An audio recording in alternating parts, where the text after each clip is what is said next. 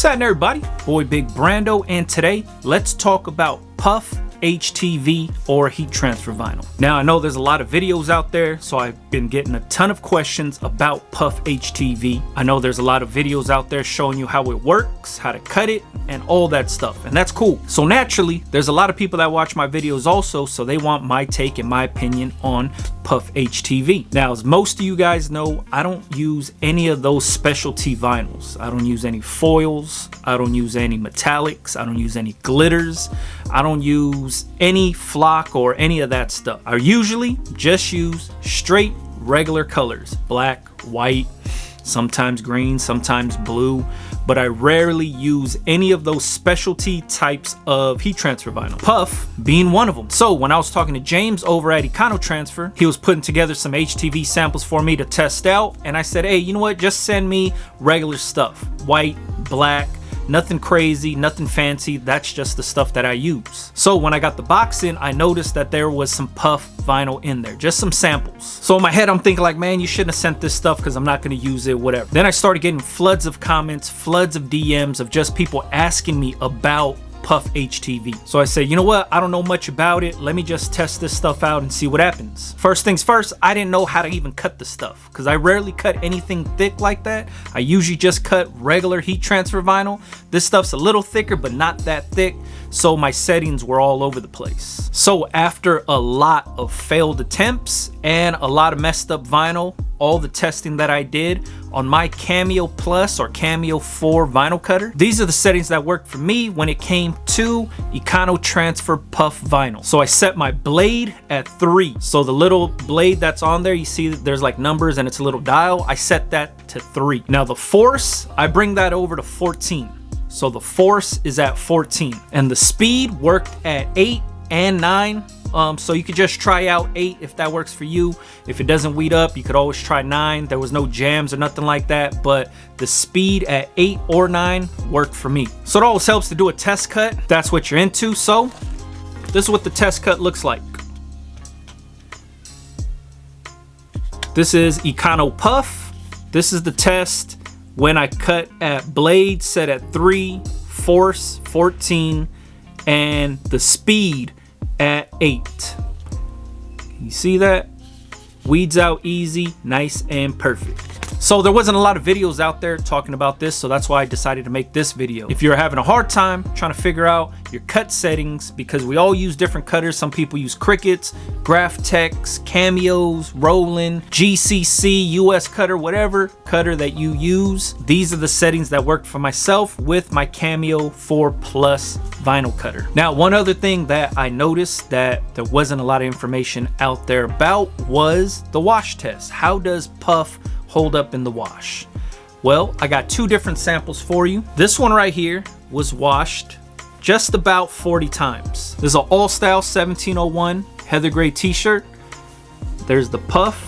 Let's see if I can get some side action view of that for you so you can see that it's puffed up. This is what it looks like after being washed and dried. I'm talking machine wash, machine dry. This is how it holds up.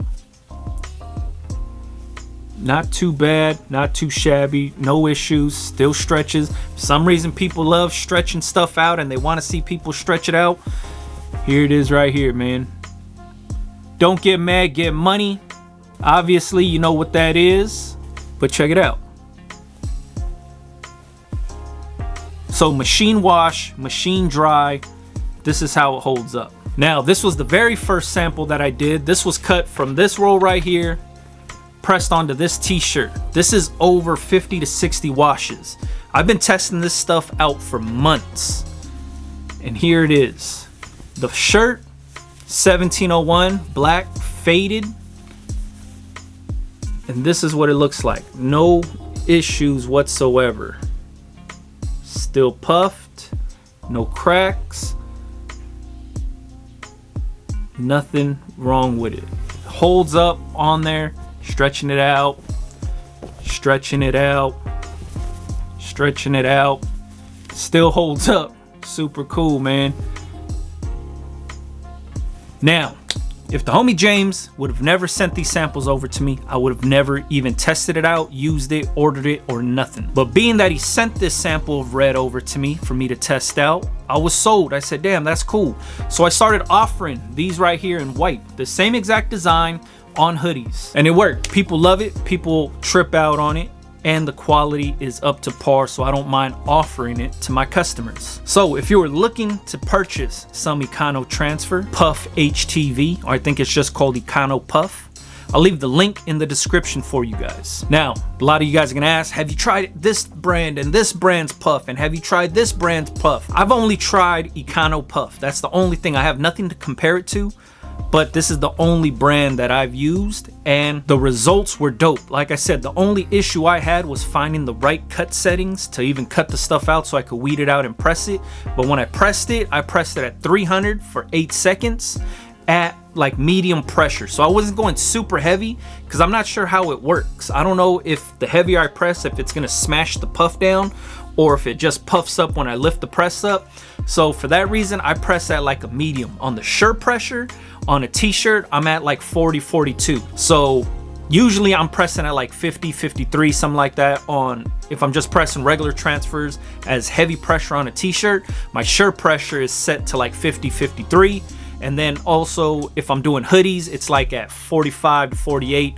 But on a t-shirt, I was at like a good 40 on the shirt pressure. Like I said, 300 degrees, 8 seconds, lift it up, peel it hot. It already starts to like bubble up, and then so peeling it off is very easy. So if you're looking into getting into some of this puff action, Econotransfer has this stuff called EconoPuff, and I've tested it out. I like it, and I offer it to my customers. And if you wanted to get yourself Don't Get Mad, Get Money hoodie, it's on my site. It's pressed on here with EconoPuff. So I'll leave the link in the description. I'll also write out all of the settings that work on my Cameo Plus, and also the press settings that work for myself. Hopefully it'll help somebody out there that was having this kind of trouble. If you already use this, or if you use another brand or whatever it is, make sure you leave it in the comments, let me know, or follow me on Instagram, Big Brando TV. All right, catch you guys on the next one, man. Yeah.